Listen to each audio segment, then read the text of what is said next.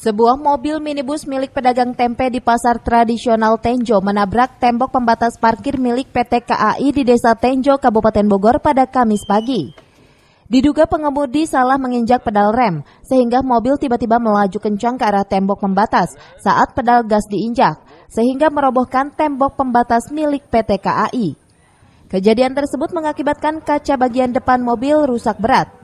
Menurut saksi mata, pada saat kejadian, pengemudi yang hendak keluar dari pasar Tenjo memundurkan mobil tersebut.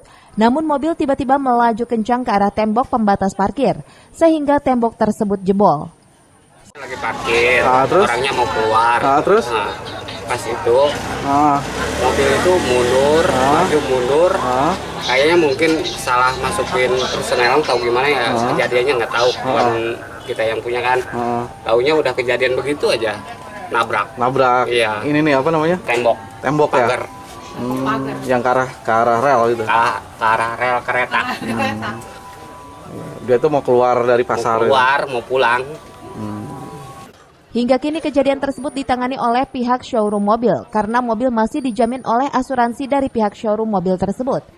Dari Tenjo, Kabupaten Bogor, Iwan Setiawan melaporkan.